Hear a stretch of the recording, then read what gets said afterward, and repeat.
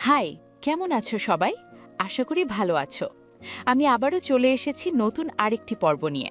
তোমরা যদি প্রতিটা উপন্যাসের সব কয়টি পর্ব সবার আগে শুনতে চাও, তাহলে এক্ষুনি সাবস্ক্রাইব করে ফেলো আমাদের চ্যানেলটি। তাহলে চলো, কথা না বাড়িয়ে শুরু করা যাক। সবাই খেতে বসছিল, ঠিক তখনই কলিং বেল বেজে উঠল। তাসনুবা বলল, আমি দেখছি। দরজা খোলা মাত্রই সে আনিসকে দেখতে পেল। আনিসের হাতে একটা থলে, তাতে শাকসবজি আর অনেক বাজার সদাই দেখা যাচ্ছে। শাহিদা বেগম পাঠিয়েছেন। তাসনুবা জানতে চাইল, বাড়িতে গিয়েছেন? আর আমাকে ফোন দিতে মনে নেই? আমি তাড়াহুড়ো করছিলাম এখানে আসার জন্য। ফোনের দিকে মনোযোগ ছিল না, চার্জও ছিল না। রাগ করো না, খাওয়া দাওয়া হয়েছে? মাত্র বসেছি। আচ্ছা যাও, খেয়ে নাও। আমি খেয়ে এসেছি। আশ্চর্য, খেয়ে এলেন কেন? আমি ভাইয়াকে বলেছি আপনি এখানে খাবেন। আচ্ছা চলো, আমি ওকে বুঝিয়ে বলবো। তিতলি খেতে খেতে শাওনকে বলল, শাওন ভাই, আপনার আরও দুটো ভিডিও করার কথা। এর পরের গানটা কি হবে? শাওন বলল, মনের যে নাই কোনো কাম রে বন্ধু। মনেরও আবার কাজ থাকে? তা জানি না।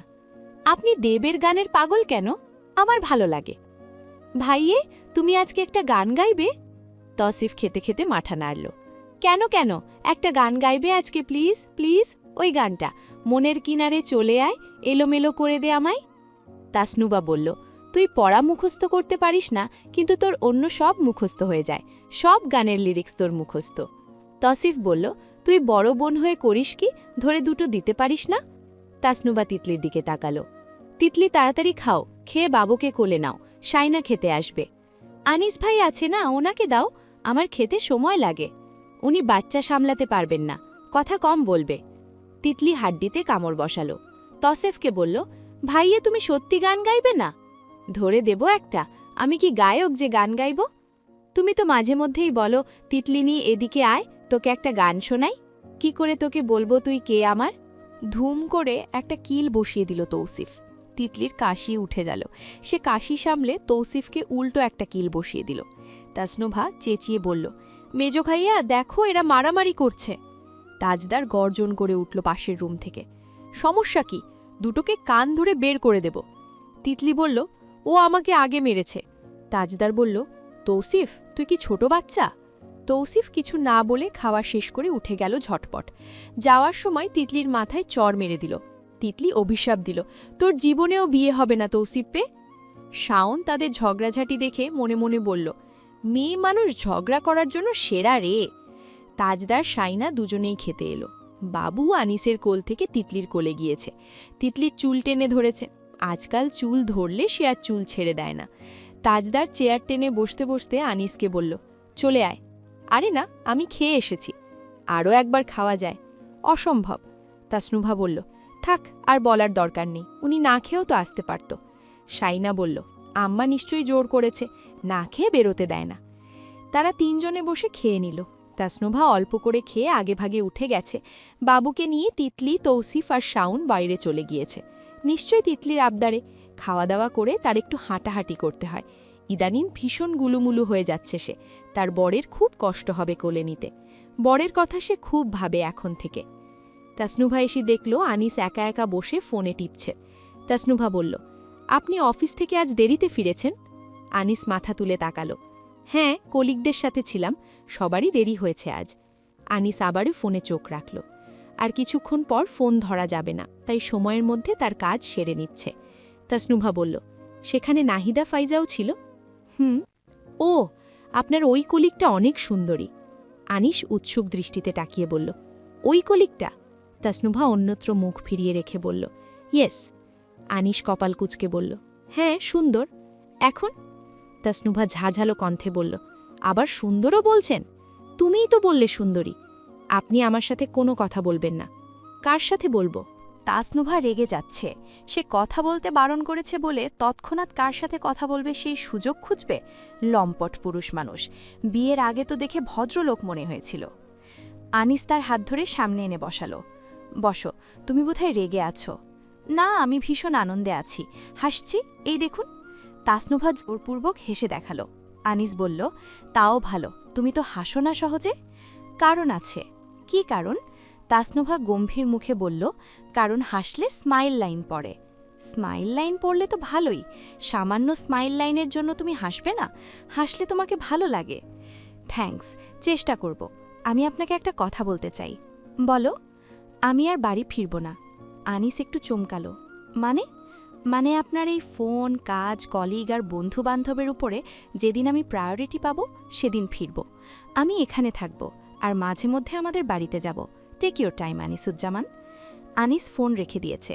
সর্বনাশ, এই মেয়ে তো তাকে হাড় জ্বালাবে। তাসনুভা সোফা থেকে উঠে চলে যাচ্ছিল। আনিস তার হাত ধরে ফেলল। চলো। তাসনুভা অবাক হলো। কোথায়? তোমাকে সময় দিতে হবে, এখনও দোকানপাট খোলা, খাওয়া দাওয়া করবে, ঘুরবে, দিনের বেলায় সময় দেয়া হচ্ছে না, অফ ডেতেও কাজ থাকে প্রচুর। চলো, রাগারাগি দূরে রাখো, এইসব সম্পর্কের জন্য ক্ষতিকর। তাসনুভা হাত ছাড়িয়ে বলল, এইসব চাকরি টাকরি আমার ভালো লাগে না, সারাক্ষণ ওখানেই থাকেন আপনি, সারাদিন চলে যায় কাজে আর কাজে, আমরা ঘুরতে যাব কখন? আমার ইচ্ছে ছিল আপনার পাসপোর্ট চলে এলে বাইরে ঘুরতে যাব। আনিস তার হাত ধরে বলল, আচ্ছা যাব এক সময়, এখন চলো, আমি তাজকে ফোনে জানিয়ে দেব। চলো চলো। তাসনুভা বলল, ব্যাগ? কিচ্ছু দরকার নেই। শায়না খাওয়া দাওয়া সেরে ফিরে এসে দেখল কেউ নেই, ঘরটা ফাঁকা। এরা সবাই গেল কোথায়? বাবুকে কোথায় নিয়ে গেল একটু দেখবেন? তাজদান নির্লিপ্ত ভঙ্গিতে বলল, ঘুরছে। তুমিও যাবে নাকি? শায়না ক্লান্ত হয়ে বলল, নো, আমার ঘুম পাচ্ছে, আমি শুয়ে পড়ছি, আপনি আপনার মেয়েকে নিয়ে আসবেন, গুড নাইট। বলেই সে আর পেছনে তাকালো না, ধীর পায়ে হেঁটে ঘরের দিকে চলে গেল। তাজদার বিরক্ত স্বরে বলল, আমি এখন ওদের কোথায় খুঁজতে যাব? আবারও ঝড় বৃষ্টি নামতে পারে, হুট করে চলে গেল কোথায়? নিচেই আছে ওরা, খুঁজে দেখুন। তাজদার পায়চারি করতে করতে ফোন দিয়ে যাচ্ছে তসিফ আর শাওনকে। তসিফ ফোন রিসিভ করে বলল, আমরা সবাই একসাথে আছি, বৃষ্টি নামার আগে ফিরে যাব, তুমি শায়নাকে নিয়ে আসতে পারো চাইলে, আমরা এখন ফিরছি না, বাবু হাসি খুশি আছে, কাঁদছে না। তাজদার বলল, বাতাস বইছে? হালকা, ওর ঠান্ডা লাগতে পারে। লাগবে না, সারাক্ষণ মেয়েকে ঘরের ভেতরে বসিয়ে রাখবে নাকি? তুমি চলে গেলে তোমার মেয়ে গোটা পাড়ায় টোটো করে সবার কোলে ঘোরাঘুরি করে, তুমি ঘুমাও। তসিফ ফোন রেখে দিল। তাজদার কিছুক্ষণ সোফায় বসে রইল। বাবা, চাচা, বড় মামা শেষে রায়হানের সাথে কথা বলে ঘরে গেল। দরজায় খিলু দিয়ে দেখল শায়না ঘুমিয়ে পড়েছে। কাজবাজ রান্নাবান্নার পর সে ক্লান্ত, ঘুমটা জরুরি। বৃষ্টি হওয়ায় ঠান্ডা লাগছে বেশ। সে শায়নার গায়ে লেপ টেনে দিয়ে কিছুক্ষণ পা টেনে পিঠের নিচে বালিশ দিয়ে বসে রইল। ঘুম আসছে না, নানান দুশ্চিন্তা মাথায় খেলা করছে। শায়না এখানে একা একা থাকতে পারবে কিনা? নুভা থাকবে শোরুমে, তিতলির ওপর এখনও ভরসা করা যায় না।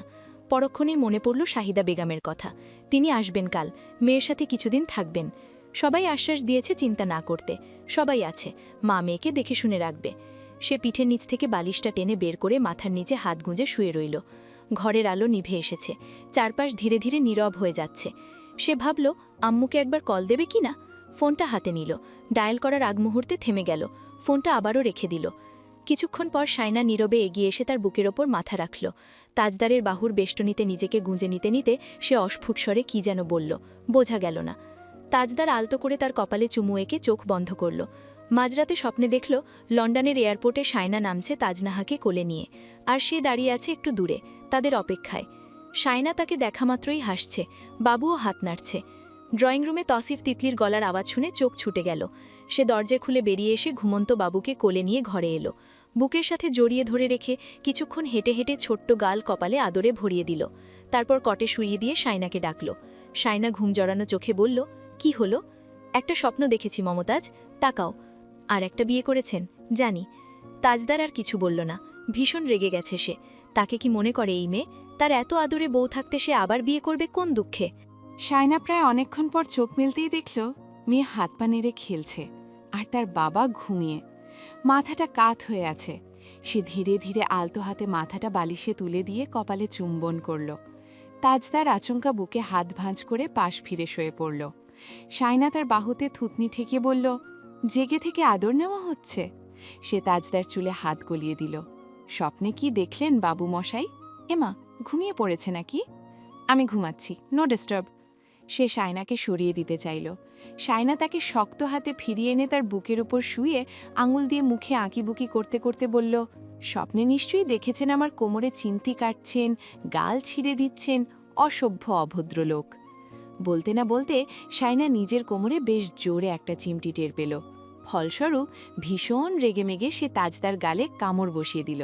তারপর সরে গিয়ে কোমরে হাত বোলাতে বোলাতে বলল, উফ, পুরুষ মানুষ কিভাবে এত জোরে চিমটি কাটে? এইসব তো মেয়ে মানুষের কাজ। তাজদার ফোনের স্ক্রিনে নিজের চেহারা দেখতে লাগল, তারপর শাইনার দিকে চেয়ে বলল, ৩২টার মধ্যে ২০-২৫টা বসিয়ে দিয়েছ। এই মুখ নিয়ে আমি লন্ডন ফিরব কি করে? মানুষ কি বলবে? মাত্র ২৫? তাহলে তো ৩২টা দাঁত বসানো জরুরি। সে তাজদারের দিকে তেড়ে এলো। তাজদার বালিশ দিয়ে ধামাধাম মারল তাকে। শাইনা তার বালিশ তুলে তাকে দ্বিগুণ মারল। বালিশ ছোড়াছুড়ি হতে গিয়ে যখন তাজনা কেঁদে উঠল, তখন দুজনকেই শান্ত হয়ে একে অপরকে জড়িয়ে ধরে শুয়ে পড়ল। শাইনা ধীরে ধীরে মাথা তুলে এক চোখ মাঝে মধ্যে খুলে খুলে দেখছে তাজনা আর কাঁদছে কিনা। তাজদারও এক চোখ খুলতেই শাইনার সাথে চোখাচোখি হয়ে গেল। সাথে সাথে দুজনেই একসাথে হেসে উঠল। শাইনা হাত ছুটতে ছুটতে তার গলা জড়িয়ে ধরল। তাজদার সিদ্দিকী তখনই তার গালে ঠোঁট চেপে ধরে বলল, কাল থেকে আর পাবেন না, স্টক আউট। পরদিন সন্ধ্যায় তাজদার এয়ারপোর্টের উদ্দেশ্যে রওনা দিয়েছে। এয়ারপোর্টে রসনারাকে নিয়ে আসার জন্য অনেক চেষ্টা করেছে রায়হান। শেষ পর্যন্ত সে সফল হয়েছে। তাজদার পুরোটা সময় মন খারাপ করে বসেছিল গাড়িতে। এইবারের যাত্রাটা সবচেয়ে জঘন্য। তবে শেষ মুহূর্তে মাকে এয়ারপোর্টে দেখে সে কিছুটা স্তব্ধ হয়ে গেল। খুশি হলেও তা প্রকাশ করল না। রসনারা বেশিক্ষণ ছেলের দিকে চেয়ে থাকতে পারলেন না। চোখের পাতা কাঁপছে। সবার ইশারায় তাজদার নিজেই গেল মায়ের কাছে, সালাম করে বলল, এলাম। রসনারা ভেবেছেন সে বলবে তার বউ বাচ্চাকে দেখে রাখতে, কিন্তু সে তা বলল না। শুধু এটুকু বলল, আপনার রাগ পড়লে নাতনিকে একবার গিয়ে দেখে আসবেন। কিছুদিন পর হয়তো দাদা দাদু ডাকা শিখবে। আসি তবে। রসনারা বোরকার ওড়নায় নিজের চোখ দুটো আলতোভাবে চেপে ধরলেন। তাজ দাঁড়াও। তাজ থেমে গেল। রসনারা চোখের কোণটা মুছতে মুছতে নিজের ব্যাগ খুলে কিছু খুচরো 1000 টাকার নোট বের করে দিলেন। এই বয়সে এই অবস্থায় এসব টাকা তাজদানের কোনো প্রয়োজন নেই। তবু ছোটবেলা থেকে মা যেমন করে দিয়ে আসছেন, আজও তেমন করেই দিলেন। আর তাজদার এইবারও নিল। মায়েদের কাছে ছেলেরা কোনোদিন বড় হয় না, আর মায়ের হাতের খুচরো টাকা সন্তানের কাছে কখনোই অপ্রয়োজনীয় হয়ে ওঠে না। টাকাগুলো নিয়ে সে নিজের হাতের মুঠোর দিকে তাকালো। কিছুক্ষণ তাকিয়ে থাকার পর পকেটে ভরে এগিয়ে এসে মাকে জড়িয়ে ধরল। আম্মু। রসনা তার ডাকে হু হু করে কেঁদে উঠলেন। এইবার শক্ত করে জড়িয়ে ধরে পিঠে হাত বুলিয়ে ছেলের মাথায় চুমু খেলেন। তাজদার মায়ের হাত নিয়ে চোখে ছুঁয়ে বলল, সরি, আমি এবার দেরিতে ফিরব। তাজনা আর ওর মাকে যত্ন করে পাঠিয়ে দেবেন ফাইনাল পরীক্ষার পর। আমি তিতলির বিয়ের সময় আসব ইনশাল্লাহ। বন্ধুরা, কেমন লাগলো এই পর্বটি? কমেন্ট করে জানাতে ভুলো না। খুব শীঘ্রই এই গল্পের নতুন পর্ব নিয়ে হাজির হব তোমাদের মাঝে। তাই এখনও সাবস্ক্রাইব করে না থাকলে দ্রুত সাবস্ক্রাইব করে বেল আইকন বাজিয়ে দাও।